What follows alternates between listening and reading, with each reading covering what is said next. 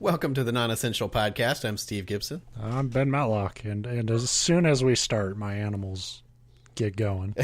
It's a zoo episode. Fucking cats meowing, dogs barking. You can't stop this crazy ride. Mine will probably... You'll just hear mine like her nails on the hardwood floor, because she likes to walk around. Although normally when we start, like, about 10-15 minutes into the shows when she decides that she has to eat and drink, and her bowl's right next to my desk. So that's always... Yeah. Well, it's better than like me, who I just guzzle water into my microphone while you talk. That too. I might be screwed today because I drank like half my bottle of water before we even started. So tune in for Steve to piss his pants live. Well, between that and I'll be talking like this, so I'm so thirsty. But yeah, this is a show. We talk about stuff on this show, all sorts of stuff. Yeah, if you haven't listened before, each week we bring a different random story, sometimes fictional, sometimes not, sometimes historical, sometimes just weird or interesting. So it's pretty terrible show. After like all week just tweeting up how much we love doing the show and how good these episodes have been, like just the first episode someone might tune into is like, it's kind of shit. Yeah, I hate it. I don't hate it. I actually really enjoy it. I didn't like last week where, like I talked about, my topic kind of fell apart and I had to scrap together a creepypasta story.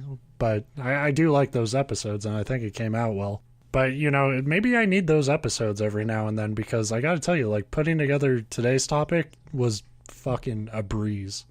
It was so easy. See, that has been my approach to life in general just forever. Is just set the bar low and then it's easy to cross it.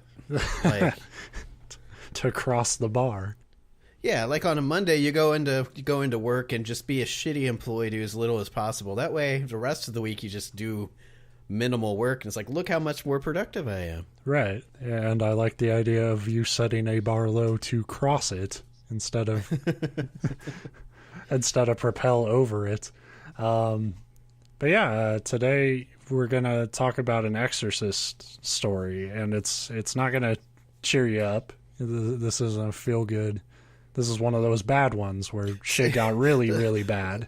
So not one of the good exorcism stories. Well, yeah, it's not as successful, and then everyone was better, and they flew away with angels. Like it's like demons showed up, and then priests show up, and then more demons showed up. That just sounds like a party. For me, my idea of a good time. But like, I don't know how much we don't talk about like religion too much, but I know you're religious. I am not, but I do like to think that as I've kind of gotten older, I've kind of, at least philosophically, come to understand religious perspectives a little bit better. But in cases like this, like exorcists and stuff, like I think all that stuff is bullshit. I don't know where you land on it, but nope, same boat. All right, so I'll just get into it. It's 1974 in the town of Ossett, England. Quote, sleepy town of 17,000 people, which doesn't sound that sleepy to me. Like, well, maybe it's just that there's a lot of people, but they're tired all the time. It is England, like, yeah. But to me, that's like, when I hear sleepy town, I think like Silent Hill or some shit, and like 17,000 people seems a little more busy than that. Michael Taylor, 31 years old, lives with his wife Christine, 5 children, and a poodle. By all accounts, they're considered a happy family. Neighbors often heard the sounds of laughter and merriment coming from their house, which is the first sign something's up. Your enjoyment shouldn't be audible to your neighbors. Well, especially if you're British, right? I mean, that's... Unless you're having a real fucking great party. But just, dinner, isn't this lovely? Like, that shouldn't come through the walls. Michael was described as a kind, mild-mannered man who loved his family, but he was prone to bouts of depression due to a back injury that left him in chronic pain and hurt his efforts to find long-term employment. Yeah, that'll do it. So Ossett was a highly religious town, but the Taylors were not particularly devout and skipped most church services. This lack of interest may have been what prompted a friend of Michael's to introduce him to a new church group called the Christian Fellowship Group, led by that's a fairly standard name. Too standard. As soon as I read this, I was like, that's a cult. Led by a charismatic 21-year-old Marie Robinson. Michael was pretty quickly sucked in and began attending regular meetings and learning their teachings. He wasn't very good at hiding that. In truth, he was really just enamored with Marie. He spent a, quote, inappropriate amount of time with her, attending more and more gatherings, and would join Marie in congregations where they would use, quote, the power of God to exorcise people of their sins and speak in tongues. They also engaged in private rituals in which Michael and Marie would stay up all night making the sign of the cross at each other in order to ward off, quote, the evil power of the full moon. So this is basically a fucking church from Bloodborne. Yeah. And yeah, it's just, I won't get deep into it. Like you said, I identify as Christian. We go to a evangelical church, which I hate that word because evangelical Christians, especially right now, can be the worst of the worst. Our congregation tends to not be like that, but you have those people. But anyway, the whole point is we don't get into the like ritual things like Catholics or some other Christian. So I don't know exactly what they mean by making the sign of the cross. I'm picturing that like forehead to chest to like side to side thing, like the I just imagine that repeatedly. Really, what I imagine is like a fucking affair going on. But well, it had to be like, I mean, because if it is that thing, and I keep doing it as if we're like on a video podcast and not audio. I just can't see two people sitting up all night just like, how do you make that cross at each other? Like, take this. Yeah. No, you take this. Like, to me, that's, like, just the weakest, like, cover story for, no, honey, we were just, warding off the evil power of the moon. Right. But, yeah, I should preface this. Like, this story gets pretty violent and graphic, so if that's not your thing, like... What's a perfect time to just inject that warning, too? Well, I'm going to give you a heads up when I really get to the details, because I want to, like... give people a chance to not have to hear that shit. But you want to hook them first. You're like, this story, here's what happened. Oh, by the way, this will like ruin your innocence, and if you're a child, you'll just To be fair, if you're in the first minute on the show, you're in, and if you're not, then you're the rest of the world. Anyway, so as Michael spent less and less time with his family, his attitude toward them changed. He was more irritable, argumentative, and sullen in demeanor. Tired of his increasingly bizarre beliefs, erratic behavior, bad attitude, and infatuation with Robinson, his wife Christine snapped during one congregation and accused Michael of being unfaithful. Michael claims at this point to have felt, quote, an evil influence cast a shadow over him, which provoked a violent fury he oddly unleashed on Marie Robinson. Lashing out verbally and physically, several churchgoers had to physically restrain him before he seriously hurt somebody. Marie Robinson testified to what happened, saying, I suddenly glanced at Mike and his whole features changed. He looked almost bestial. He kept looking at me and there was a really wild look in his eyes. I started screaming at him out of fear. I started speaking in tongues. Mike also screamed at me in tongues. I was on the verge of death, and I seemed to come to my senses. I knew that only the name of Jesus would save me, and I just started saying over and over again, Jesus. When Christine heard me calling on the name of Jesus, she started saying it too, and I believe firmly that it was only by calling on his name that I was not killed.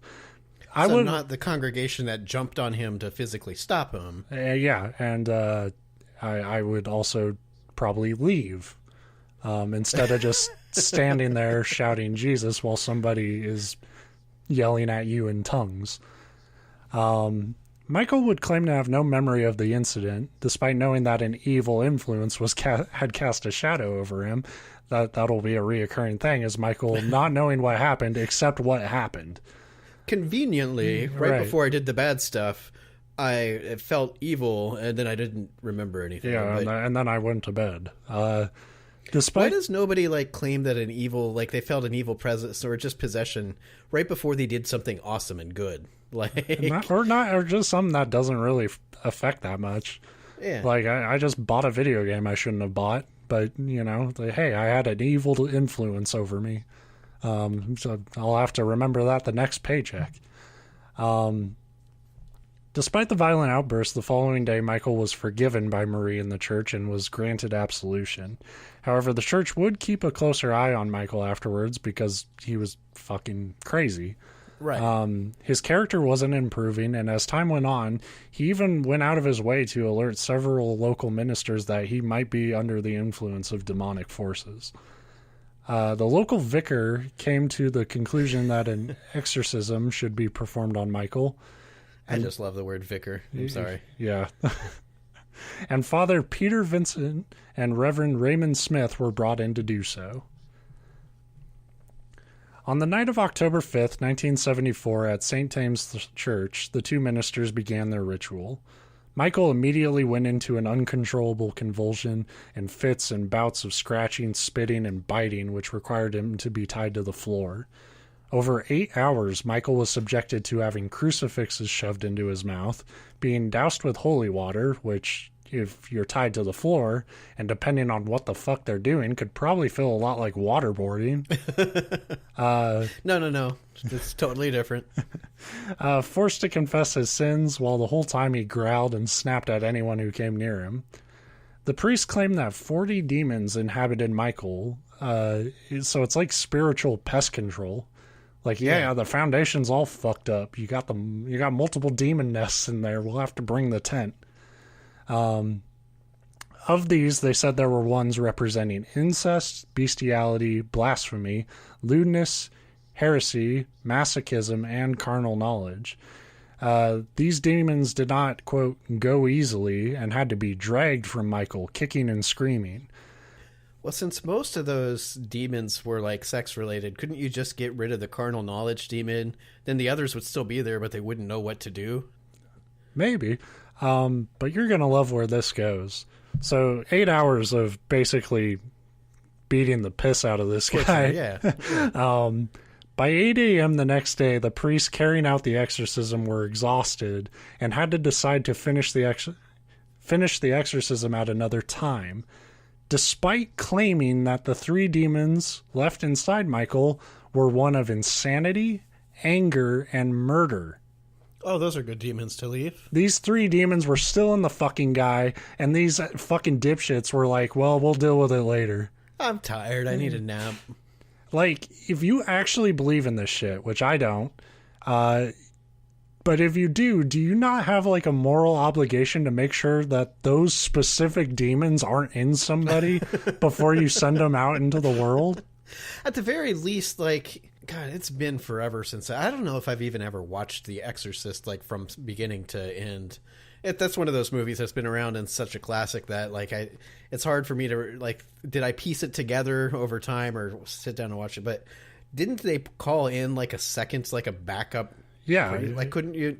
Yeah, there were 2 of them. Like, do it in shifts. Like, take a power nap, have a Lunchable, and maybe at least get the murder demon out of the crazy guy before you let him go. Like, and I like that it was after 8 hours. So after a regular normal shift, like, we're too tired to deal with murder, insanity, and fuck anger. you. I worked 9 hours today. I guarantee you, I fucking put more effort in than these fucking priests. One witness to the exorcism, a minister's wife named Margaret Smith, believed she received a warning from God in these moments that the demon of murder would escape and kill Michael's wife. She pleaded for the priest to complete the exorcism, but they didn't listen. They told Michael and Christine to go home and rest for round 2, which was to be performed the next day. Not more than 2 hours later, Michael brutally attacked and killed Christine. Shocking. So this is where it gets kind of fucked up. Fair warning, if you want to skip ahead, 20 seconds or something. So he strangled her, he gouged her eyes out, tore out her tongue, and ripped most of her face off. He also ripped apart the family poodle. So... yeah, because, one murder's not enough. Yeah, I mean, he is definitely out of his mind. But, kind of going back to that episode about the Italian serial killers, this is a story that will make you kind of question, if you're like me and you're pretty you're anti-death penalty and you want to believe in some idea of rehabilitation, this will challenge that a little bit. Especially, like, I have to point it out just to make sure everybody feels as bad as I do. Didn't you say they have 5 kids? Right. Yeah. And now they don't have a fucking mom because their dad's a depressed lunatic. Well, but I mean, on top of that, they were most likely home when all this happened. It'd be my guess. It doesn't say anything about the kids being there, so it could have been a thing with all this going on. They like might have sent him away or something. Yeah. Right. Michael left his home naked, covered in blood, stumbling around and shouting, "It's the blood of Satan," over and over again. This was how a passing patrol car found him, and the carnage at his home was discovered shortly after. Well, it is convenient that a patrol car is the one that like passed by and was like, "Hey." Well, I imagine somebody was like, somebody was probably like, "Hey, naked, bloody dude, could you check on that?" Did Liverpool lose again? I don't know what that accent was. That definitely was not an English accent. Did Liverpool? Yeah, that's British. The exorcism stories behind this case and the severity of the crime, the murder of Christine Taylor gripped the town when it came time to trial. The prosecution even opened by telling the jury that all the evidence and testimonies will make it difficult to believe you are not back in the Middle Ages. Michael would state that he had no recollection of the killing and that he had been under the control of the evil forces. So he remembered what happened at the killing, but didn't remember the killing. That logic always annoys me. He also suspected Christine was under the possession of demons, which I don't know how that makes what he did even remotely justifiable, even in a crazy way. During this trial, many experts and witnesses pointed out that the Christian Fellowship group was more like a cult, no shit, influencing Michael through a sort of process of mind control and indoctrination and exacerbating any mental issues he already had. The prosecution described it as neurotics feeding neurosis to a neurotic. They also put the blame on the exorcism itself, with the prosecution claiming that the ritual had fed off the warped beliefs and religious fervor he had picked up from the church. Well, yeah, and that's exactly what I was going to... If you tell somebody that firmly believes that they're possessed by demons and that they do stuff that they can't control, oh, don't worry, we got most of them out, except for murder. What did they think the first thing he was going to go Right, you implanted that idea in his head. Right. Yeah, so they said he had picked that up from the church, doing further mental damage to an already on edge, sleep-deprived, mentally disturbed man. One barrister made this particular statement of condemnation. I am aware that it is generally regarded as improper for an advocate to express any personal feeling or opinion about the case in which he is engaged. I am afraid I find it quite impossible to observe such constraints in this case. Let those who truly are responsible for this killing stand up. We submit that Taylor is a mere cipher, the real guilt lies elsewhere, religion is the key. Those who have been referred to in evidence, and those clerics in particular, should be with him in spirit now in this building, and each day he is incarcerated in Broadmoor, and not least on the day he must endure the bitter reunion with his 5 motherless children. So I don't personally agree with the prosecution that the religious element is entirely to blame for Michael's murderous insanity. Right. But I do think his story... Yeah. I think his story displays the thing you have to be cautious about when you're dealing with spirituality, which is that like a lot of people lose sight of those things that initially draw them to what they believe. So something that should be based around compassion and love and empathy is so easily manipulated into being about fear, hate, and violence. I mean, it's such a deeply emotional thing. It's no secret that you can use religion to control people because it's been, I mean, that's what a lot of people argue all religion is. Of course, like I said, I do identify as Christian, but you could make that argument too. And I would agree that Christianity itself, especially in a case like this, can be used to control people. Right. And in every religion's that way because it's playing not off of people's deepest, strongest emotions and fears and reassurances and all that. Because it's not really the emotion or it's not really the message of the religion, it's the emotion that people put into that belief is so strong that it's very easy for somebody who seems to have a position of authority in that to spin it around and contort it into something that it was not meant to be. So when like that messaging corrupts somebody who probably already had some like evil in him, like Michael Taylor, that's how you get a case like this, I think. I believe when I read something like this, when it's so like gruesome like that, I kind of believe Michael Taylor was already a bomb, but I can easily say that like this cult probably lit a fuse. Oh, sure. So Michael would be found not guilty by reason of insanity, deemed both legally and clinically insane. He was sent to Broadmoor Secure Hospital for the criminally insane, where he would remain for 2 years, and then have another 2-year sentence at the Bradford Royal Infirmary before being released. And like I said, like this is the shit that challenges me, because it's like I want to believe that there's hope for people, but at the same time, I think like those kids don't have a mom anymore, and it's just weird to me. Like I'm not necessarily against, especially in a case like this, being like, yeah, insanity played a role. It's certainly different than someone like me sitting here like I'm gonna go kill my neighbor for fun, right? But but then you're like, oh, we're gonna sentence you to 4 years of rehabilitation. What's 4 years gonna do? Like, yeah, they act like that changes the person, and then anything that contributed to murder is gone. Right. To me, it's like, I'm not saying this was the right or wrong way to go. It's a little bit the wrong way to go, which we'll touch on in a bit. But at the same time, it is a case like, yeah, he was truly crazy. But it's like, I have a hard time believing that after 4 years, it was just like, oh, yeah, that thing where I ripped apart my wife and my dog. Like, that was...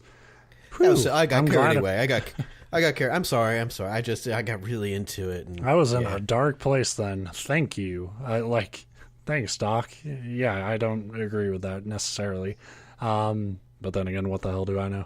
The aftermath of the tumultuous trial brought about a great outcry against the use of exorcisms within the church, and Taylor's would be the last recorded one carried out by the Anglican Church. Even years after, Father Peter Vincent maintains that Michael was truly inhabited by demons. So again, I have to ask, why didn't you finish the job, you fuck? Right, that's... Like, you're still responsible. Like, if either you fucking played into this dude's delusion that sent him on a rampage, or, you actually... There is a demon, and you let it go. Because you were tired. That's the worst excuse ever. Like I say, and they have to. I know they understand that not everybody believes in exorcism in their religion, but to be like, no, I tell you, there were demons. We just didn't finish the job, but we knew we didn't. But we thought it would be okay. Yeah, there's a soccer match I wanted to watch, so I said after that's over, we'll get back to it. At least, like, the priest and the exorcist fucking, like, die to, like, try to get the demon out, Like, if they really believe, like, it's this evil and it's, like, they're mandated by God. They have kept him, like, locked up in some way? Like, kept an eye on him and escorts or something? Like, do anything. Just be like, look, we believe there's 3 very angry, violent demons left, but go home with your wife and... we'll take care of it later. Yeah, see you tomorrow. Like, yeah, you go home and... Sorry, buddy, you only booked this appointment from midnight to 8 a.m. Like, if you wanted all the demons out, you should have booked more time. It's like the argument sketch from Monty Python. I'm sorry, we only had 8 hours. Look, my hands are tied. If I let you stay late, I'd have to let the next guy stay late, and... So it'll be another 5 pounds. Sorry. After his trial, Michael would continue to display odd behavior and fall into a deep depression that also consisted with 4 suicide attempts over the years. In July of 2005, Taylor, still best known for his alleged possession and murder, would pop up on the news again, sexually harassing an underage girl. So really kind of a piece of shit at his core. Well, no, I assumed those other 3 demons that were left let the other ones back in. It was like one of those, like, hey, nobody's looking. We unlocked the back door. Come on in. We killed his wife, and then everyone left him alone for some reason. And I like that. It's like, oh, yeah, he did 4 years in a mental ward, and then he was out. He tried to kill himself 4 times, but we assumed that the job was, I mean, he's... Like, isn't that in and of itself proof that, like, he should probably still be under some kind of... Like, reading this story, it really kind of just reeks of, like, maybe he's probably just not that much of a risk to anyone else anymore. And then they just sort of dropped it at that. During that trial for the sexual harassment case, his previous charges were deemed to have no bearing on this current one. And they determined he was a low to medium risk of reoffending. Plus, his lack of any previous sexual crimes led to a light sentence of a 3-year stint of community service and further psychiatric treatment after he started displaying strange behavior that they determined was similar to that which preceded his wife's death in 1974. So he started acting really weird again. They're all over the place here, too. They're like, we deem he's probably not going to hurt anybody, but he is acting exactly like he did right before when he hurt someone. Hurt somebody. Yeah. But, he's never sexually assaulted anybody, so here's some 3 years community service. You'll have to be a janitor at the all-girls school or something. Yeah. It's, like I said, it's not a feel-good story, but I find it kind of interesting. It's heartwarming to know that the American legal system's not the only fucked up legal system. For sure.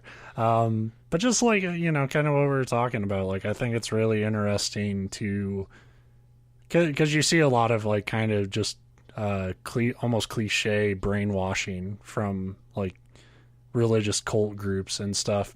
And this is one where it seems like there was a little bit of that, but even, like, the cult didn't seem to realize what they were doing to this man. And you've seen that before too, where there's these groups or cults, like you said, and it's not that we picture a cult and we picture like Jim Jones, somebody that's out purposely to hurt or mislead or be evil, and there's a lot of them that like think that they're doing the right thing. We talked about it a little bit with that weird ass like the metaphysicists whatever with the Napoleon Hill thing where they believe it and it comes true, we'll make this baby immortal. There was no malice really behind their actions, but you could see where that could really hurt somebody if they're like in a bad situation and they need to get medical help, and instead you tell them, just if you believe in your advice can be good natured and still be terrible, you know. Yeah, and then just like seeing how like these exorcists come along who aren't tied to the cult, they're their own church, but how like their own shit, their own baggage gets thrown into this fucking melting pot and it just blows up in everyone's face. Like, I like to imagine the pastor of the church being like just ripping up like, we're not using that exorcism team anymore. You couldn't ask for an exorcism to go worse. Like that is the worst case scenario because you do it in the hopes that you can stop him from hurting himself or someone else. He came in suspecting that he had demons, and he left a murderer. Yeah. Like I said, I think Michael Taylor had a lot of this in him to begin with. Certainly. But it's definitely, a case of like, what the trigger was. That's why you asked at the beginning if I believe in exorcisms, and I don't. Well, It's more complicated than that. I believe that like can help people and they can hurt people, probably more often hurt people. But I think it has zero to do with demons and religion and Christianity and the power to compel demons out of people, and 100% to do with the power of suggestion and just an underlying mental condition that's already there. Right.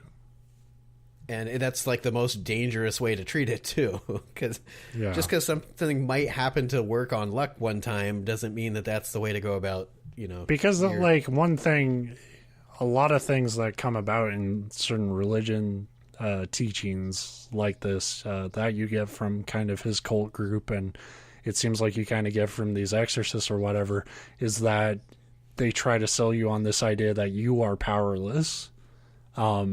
And that's a hell of a drug for people that, we all have things about ourselves that we don't like, or, traits that we wish we didn't have. And then for somebody to come along like, look, buddy, it's not your fault. You're not defective. It's this magical, like, invisible demon inside you. And we can, that's... I was going to say, because it's not like, like I struggle with, some mental health issues. I know a lot of people do who I talk to on Twitter and stuff. And there is an element of like, I don't have control over this one specific thing, but the message you try to send people is like, you're not powerless. Like, just because that stuff is affecting you, you can seek help. You can do things to take care of yourself. When you have people like this where there's a lot of shit really wrong with a guy, and they're reinforcing that and saying, not only are you powerless, you're powerless because this is an ultimate evil inside your body, and and only we can get it out, but we're tired right now. So see, and that's where I think it becomes super dangerous in your messaging, because there are... it's hard for me to fathom, because I'm the opposite of this, but there's people out there that are just so suggestible, gullible would be a good word, that, they might have these bad thoughts or these mental problems, and you tell them, oh, it was a demon and we cast him out. And they might very well be like, okay, cool. And that is enough to keep them in check.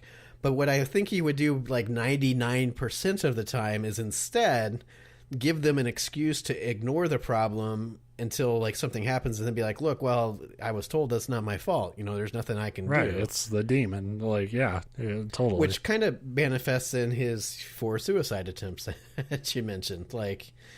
That doesn't tell me he thought oh, these people fixed me. Well, obviously, because he also murdered his wife and poodle. Yeah. It doesn't get into much in his life after that, but it was just in it I knew it wasn't going to be a ha-ha, funny, yuck type, as opposed to all those other great murder stories that are just knee slappers. But it was just interesting, and it was one of those topics where it's just it just came together so easily for me to tell this dude's story. It's interesting, and I know exorcisms still go on today. That particular church might have stopped, or that area might have banned them, but I know here they do. I mean, not like it's super common, and most our pastors talked about it. I mean, in no way, shape, or form do they endorse or believe in performing exorcisms. Yeah, but I wish there was churches out there that do. I wish it was a DJ or something. I would buy an exorcism to just have him come over and hang experience out. It. Yeah, I want to know what they would do to me. An excuse to spit and scratch and punch at people. To be fair, if you tied me down, I would probably start acting that way. It's okay, we're at hour 5. This is bullshit. Untie me. Get the fuck out of my house. But they can't be mad at you. If you have some aggression to get out, it's oh, you punched me. And they're yeah, you said I was possessed. It wasn't me. A dark force hovered over me, and I got really annoyed that you all were tying me down and shoving shit in my mouth. Unlike my other parties. Right. That's weird. Normally, I like being tied down with something. Normally, this is the perfect party, but these crosses suck. So, yeah, that's what I got. Cool. Uplifting, you said. Well, apparently, it worked out in the end if there was no other, information on him after the... Except for that fucking poor underage girl who should have never been put in contact with that fucker. But that's what I mean. After that, he apparently, Peter... I was waiting for it to be and then he murdered a whole, schoolyard full of children. Yeah. So, glad it didn't end that way. Or at least if it did, they just... Nobody wanted to admit it. Yeah. So, well, my story this week is about Dizin of Shang, the Shang dynasty. Of course, we're all familiar with that. Dizin sounded, for a second, I thought you were getting into rap lingo or something I don't know what I was going to try to go is. somewhere with that, but then I'm not going to because Dizin and my Lolo. It's Dixin, so I think I'm saying that right. He was born sometime in the early 11th century BC, and in 1075 BC, he would become the last ruler of the Shang dynasty. Zin's reign started about as well as you can hope for, like any kind of king. He was described as like a strong man, said to have been able to hunt wild animals with his bare hands, which I love that description because, you know, I guess it makes... It's really great. It's like the most like alpha male thing you could say. Like, I hunt animals with my bare hands. I mean, it's a cliche alpha male thing, but I just have this image of him running around like a dipshit in the woods, like, I'm going to get you. Right. Well, and the other thing that I like about it, like, I hunt animals with my bare hands. I've caught, like, toads and grasshoppers and kittens. I'm so good at it, the animals I hunt are already dead by the time I put my hands on them. So when you don't specify, like, what kind of animals you're hunting, that's really not much of a boast. I mean, it's like, I caught that bunny rabbit with my bare hands. I reached right into that nest and grabbed it. So, okay. That's actually really tough. Rabbits are spry, so. And they're bitey too. Yeah. So I guess he was pretty tough. Well, you know what? You're right, Deezen. And then the other thing that he was described, he was like super witty. They said he was able to win an argument against every man. But at the same time, come on this podcast, fucker. Right, bring it, Zen. But you got to also keep in mind he's the king. So, like, what does win an argument really mean? Like, you're wrong, king. It's like your head's coming off. It's like, oh fuck, you're right, you win. Like, anytime he gives you a point and you do a counterpoint, his counterpoint is just the guillotine. So right. I feel like you're so smart, you're never wrong. So, like, I don't know how much those two, like, descriptors really mean, but it is pretty well agreed throughout, you know, through the historians of the time and through history now, that the first half of his reign was pretty good, and he was a pretty good ruler. Right. But that's really all that we have about the first half of his reign, because that's the good half, and that's not the half that everybody talks about. There's the good half, and then there's the fun half. Right. The second half, you've probably guessed because this is the non-essential podcast, the second half is the bad half, and it's way more interesting.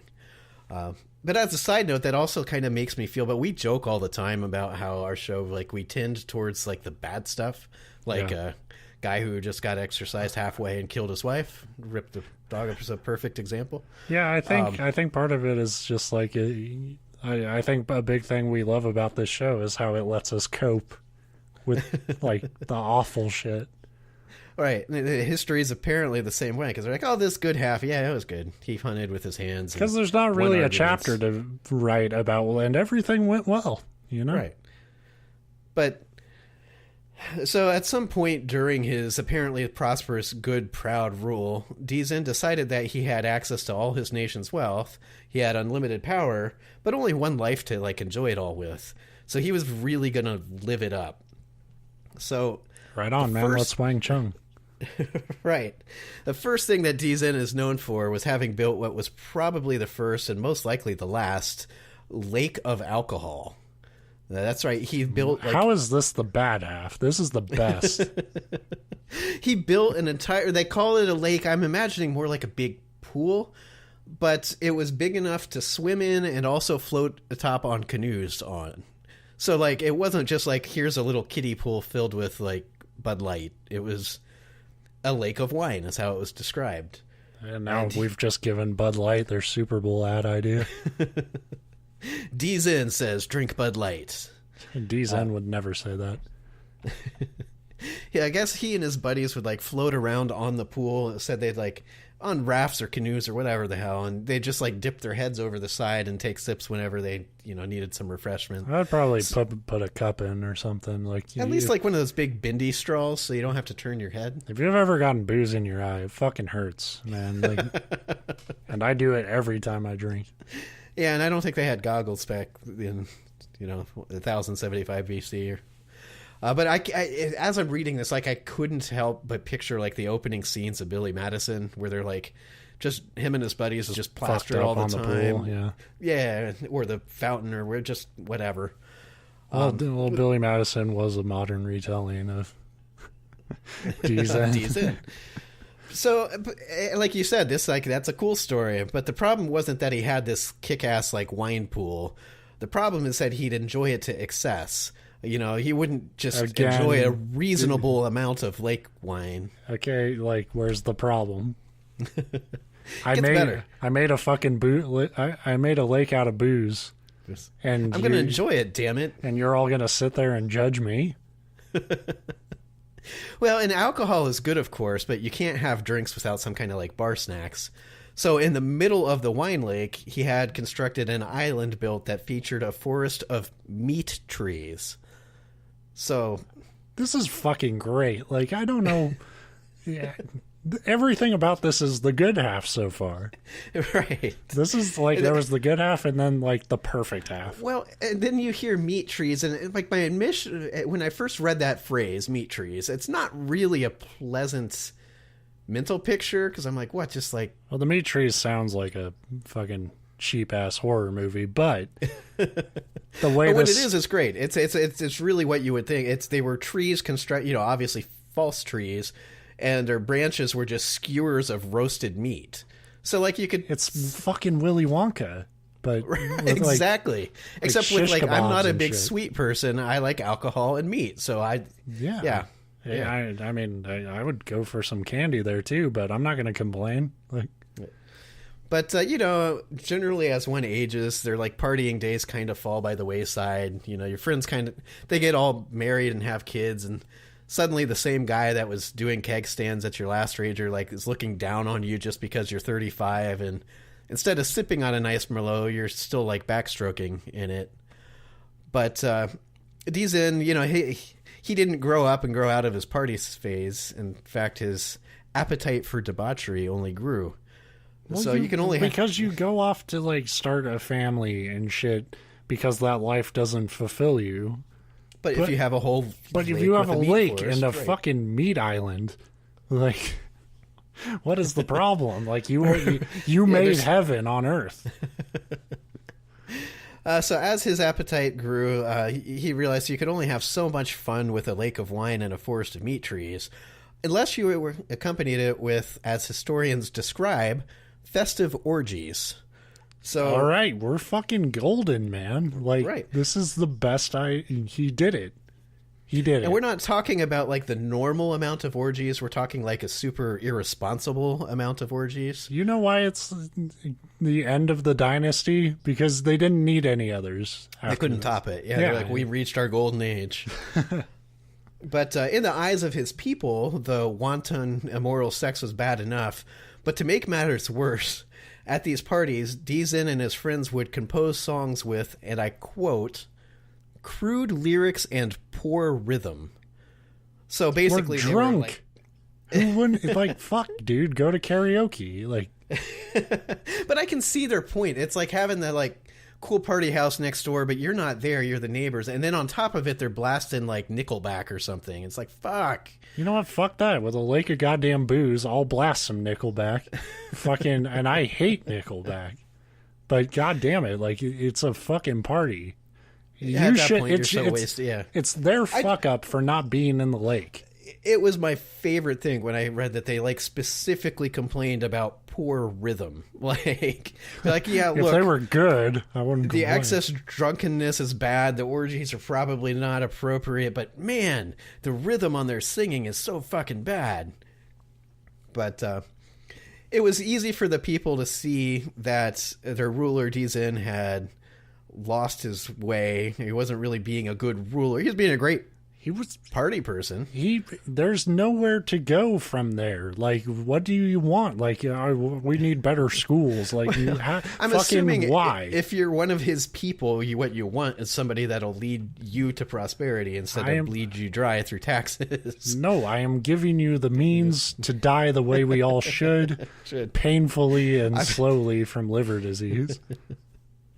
But although they could see what they were unhappy with, they couldn't explain why he had become the way he had become. Because, surely, I know you're an intelligent person, Ben, and you know your history. Oh, I certainly couldn't think of any time before this or after where money and power has corrupted somebody. So it must have been quite confusing. You know what? That's pretty fucking judgmental, I think, to throw that at Dizin, because he had a dream. And he fulfilled that dream. Fucking lived it. Yeah. That's what you had him as your ruler for his ambition.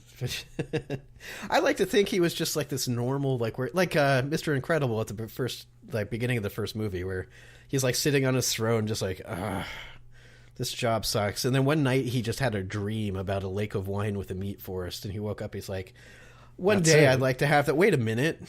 I'm king. I have everything I need to make that happen right now. Yeah, like I people, it's painting this picture that he was some fucking asshole ruler, like bleeding his people dry. But I bet he was way more chill about it, where he was like, come on, come into the party. And they were like, no. He's like the emperor from Emperor's New Groove. He's just a cool guy. It's like, let's fucking die together, guys. Come on. Put your keys in the bucket and let's go. His people were unhappy with him, but it couldn't be his fault. There's obviously something else at play. With him. I agree. This is not his fault. No, it was something supernatural, and of course it had to be something female. So that's right. The popular belief was it wasn't Dee Zin, but it was actually his wife's fault, who was also possessed by a fox demon, which is weird. Like, if you're going to pin it on a woman and then add, like, the fox demon to it, like, obviously it's this woman. Wait, that's a little sexist. This is bullshit, man. Like, he was married? Like, he was... So he did fucking everything right. Like, he got married. From the sounds of it, he had multiple wives, but there was one in particular that got blamed for being the bad influence on him. I'm just saying, he got married. He did all the fucking shit you're supposed to do, and he was like, you know what? This isn't enough. Booze Lake. I kind of thought it was bullshit pinning it on a woman when it was the guy doing all this stuff, but fortunately that never, happens in modern times. Yeah, yeah, that is true. If it is anyone's fault, it's his. But I'm saying... You're saying that there's nothing to be ashamed of. I'm saying this is the best idea. And honestly, if the wife did come up with this, like, hold your hand high with pride. You found it. Yeah. You did it. So here's the next line in my notes. I say, if I wish that I could say that, drinking to excess and partying to excess and sexual immorality was the worst of it, but this is the non-essential podcast, so of course that's not the worst of it. In fact, as you say, it's not necessarily But the third thing that Dee Zin is known for, maybe most known for, was, of course, as a king, his favorite form of execution, which he is said to have invented himself. Yay. It turns out Dee Zin was a fan of something he called the cannon burning punishment, because why bother even giving it like a misleadingly harmless name? The punch you 3 times technique. Like, just a like, real to the point. Right. Like the Iron Maiden is like, it's a horrible device, but it sounds pretty cool. It's a freaking metal band. And then you've got like the guillotine that's named after like the inventor, and it's French and classy, guillotine. It's like instead calling it the head removal device. But this punishment consisted of heating a hollow brass tube over coals until the metal was glowing hot, and then forcing the victim to hug the tube until they were burned to death. Because, like, why not?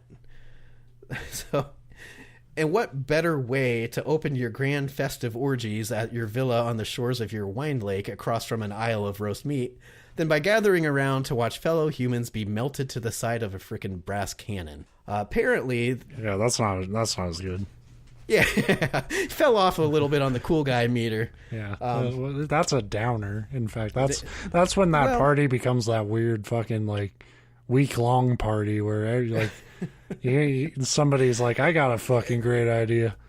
Yeah, well, it's for someone like me, it's like when you're at that party and everybody's like, let's get drunk, and you're like, yeah, and they're like, we got some pot, and I'm like, I don't do that, but that's cool, go for it, and they're like, and here's some cocaine, and you're like, well, okay, well, do the bumps in the bathroom. I'm not interested, but that's okay. And then we're gonna get a prostitute and kill her, and you're like, I'm out. Like, yeah.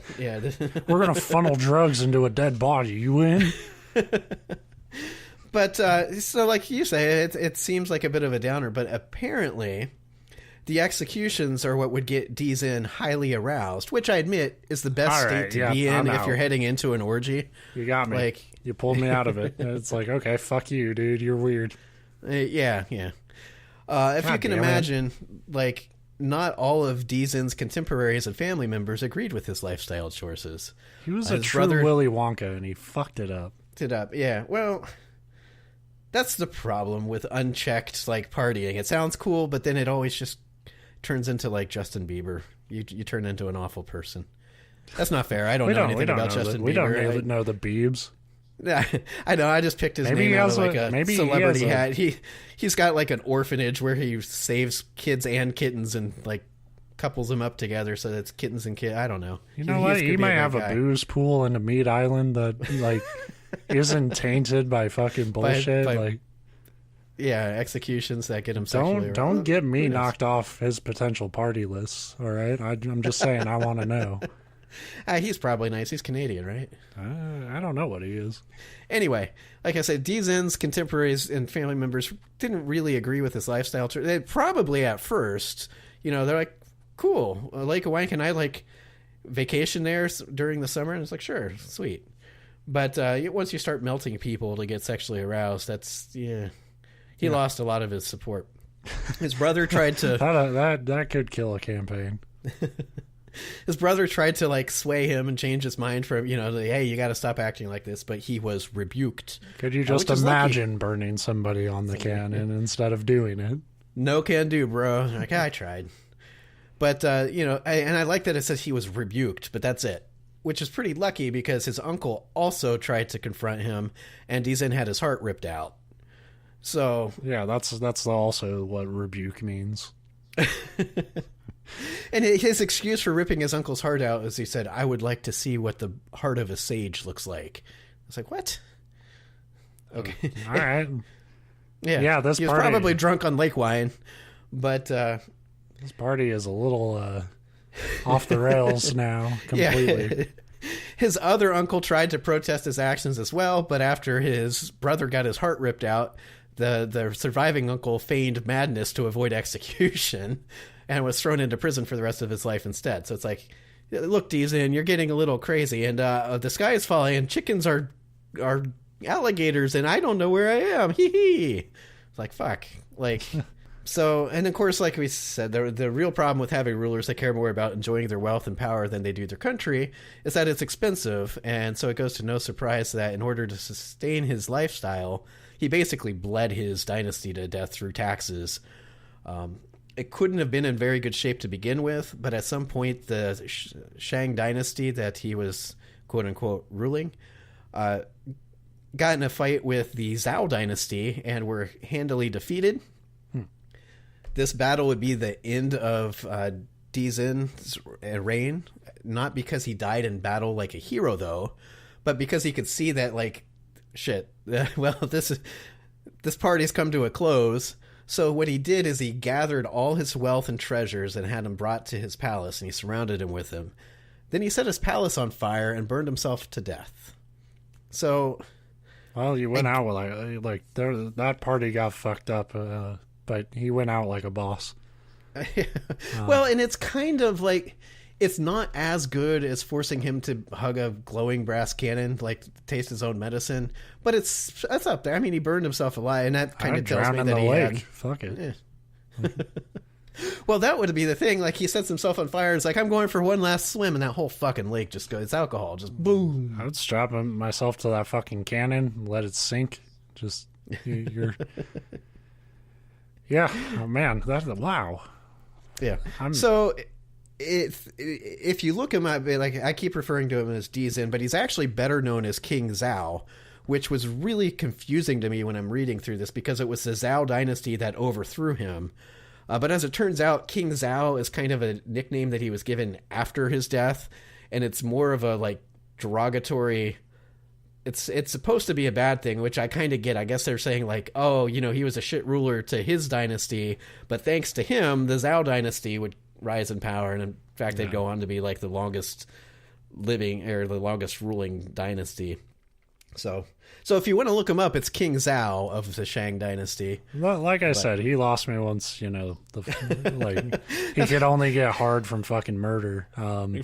Right, but and like horrible murder too, not just like let's shoot some peasant boy in the street. Haha, that'll be fun. But I think the alcohol lake and the meat island were sound ideas.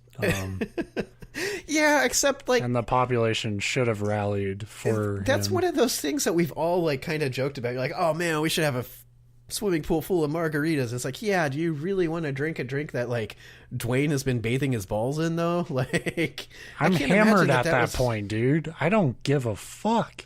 Well, and if it's good alcohol, I guess there's kind of some of that like anesthetic quality. Dude, we're all fucking. It's a goddamn orgy. Like, we're all fucking anyway. So it's like, that's true. I guess you can't be squeamish about other people's like body parts. It's like, oh man, fluids. Like, what do you think is happening here? This is Booze Lake and Meat Island, man. I like the idea that I never even like thought of other alcohol because I called it a lake of wine, but like, imagine like he builds this project in secret. He has this whole lake built and filled with alcohol, and then he tells his people, like his 4,000 closest buddies, like, hey, I made a lake of alcohol. Come party. And they're like, yeah. And he's like, it's filled with Milwaukee's best. And they're all like, we'll bring our own stuff. Like, yeah, I just realized my kids got a recital that night, and I just really can't. I'm joking about it, but in real life, that does sound like the type of thing you would show up to and just nobody would take part. Like, I don't want to drink that. Yeah, he's the only one floating around getting drunk. He's like, partake in my meat trees. And it's like rancid meat that's been out in the sun for a week. And then everybody leaves like thinking like, man, did I really just have like 3 drinks of like just vodka instead of like, I was at a party with a fucking pool of wine. And I didn't touch it. Time for the orgy, clap, clap. And everybody's like, I really got to get going. To be fair, if you gave me wine, I wouldn't do it. Like, wine is not my alcohol of choice. So. Yeah. Well, and that's the thing, too. It's we're talking 1000 BC. Everything was wine, so we don't know. Like, that was just like the generic term for alcohol. Yeah. But, yeah. Wow. And again, you know, of course, we're men of science here at the Non-Essential Podcast. This is the legend. I mean, it's out there. It's in historians at the time have written about this guy, but like, I guarantee this is all exaggerated. You know, his lake of wine could have been like a hot tub of wine. Who knows? But still impressive. Yeah. You know, no, I imagine it was bigger than that. I'm picturing like at least an Olympic-sized pool of wine. Yeah. But then again, it had an island in the middle, so probably a couple of Olympic-sized pools. It's just he had the means. It's just disappointing, you know. Like, you just watched me. Like, you know how they say you shouldn't meet your heroes. Like, I just had like you made a hero and then took him away from me. Yeah, in one episode. It's no accident that about every story that you read about the guy saves the cannon burning thing for last. Yeah, that's... God damn it. Because it does. It makes it... When you say he builds a lake of wine and throws parties all the time, you think, chill dude. But obviously he was not chill dude. He was way fucking not chill dude. He was a bad dude. Yeah. Especially when you read the part about, like, this is what he needed to get aroused. Unfortunately, like if you have gone to... you know, some parties in your life, you will find most parties are being hosted by a piece of shit who, like, the only reason you're hanging out with them is because they have the resources to throw that party. So, right. Like, I think we've probably all been to parties where it's like why are we here? A guy or a couple guys throwing it. They're like, yeah, we're going to have this great party. And, you know, their, like, goal is to get girls drunk. And it's like, yeah, you're a fucking creep. It doesn't matter, you know, how much beer we bring. It won't help you. But I'll drink the alcohol. But but I will watch you stumble and fail. All right. But then they break out the cannon and you're like, oh shit. I was always the party person too that they'd hate. Be like, you realize that stuff's going on and you're not going to let it happen because I'm not a dick. But oh yeah, like if ever crossed that line, I'm talking more about like getting, you know, refused. Like, well, that's what I mean. Like, I'd be the guy that would passive aggressively make sure that they get so drunk that they pass out, and there's be like, ta-da. I'm just saying, none of these girls will talk to you if you can't have a 5th beer in 1 hour. So they're gonna be like, "Wow, he's a bitch." Keg stand, keg. That's a bottle of vodka, Steve. So what? You can do it, man. You can do it, bro. In Russia, it's called a keg. You know. Yeah, that's a great story. I guess some things are better left to dreams, huh? Yeah, probably. But had I won that like $1.6 billion Powerball a couple weeks ago and then found the story, you can bet With your modern ass there advances, you can. Yeah, there'd be like heavy machinery digging the pits for my wine lake. Well, it wouldn't be wine, it'd be bourbon, but yeah, it'd be underway right now. Yeah. As long as you just had one big rule, like no killing, you know? I guarantee you the rest of that party would fly right. Now I'm picturing like the pool where it's like, oh, no running, no splashing, and no killing. Yeah. Well, you should run by the pool, because what's the worst that's going to happen? You fall into the pool of booze? Oh, no. Someone save them. If you cut your head open on the side, it cleans it out anyway. It's alcohol. You're right. Instead of wine, we're going with pure alcohol. I do have to give the guy props for one thing, for having a lake of wine that he apparently enjoyed constantly, nonstop. That's all he did. And he didn't drown to death in alcohol. Like, yeah. Well, I don't know how you manage that. Well, I guess because he's king and he probably... I wonder how many times, like, he had to have, like, that footman that just followed him around, the butler type that was just like, oh, time to go drag these in out of the lake again. Gotta wipe off the cannon again. God damn. Yeah. God forbid there be any flesh stuck to it when he comes to. I'll get the cannon burning of a lifetime. I was thinking about other human substances, but this went from being a great episode to being real gross. Why is it though that these people, like, this is far from the first story we've even told on the show about somebody that's like a king or a queen or just has power that kills people, because that's like I guess you get to a point in life and you're like, okay, I can do everything except murder. And then you say something like, I could murder somebody on the street in New York and you'd still elect me president. Fucker. But you get to that point where, like, you have so much, the only thing that can satiate you is killing other humans.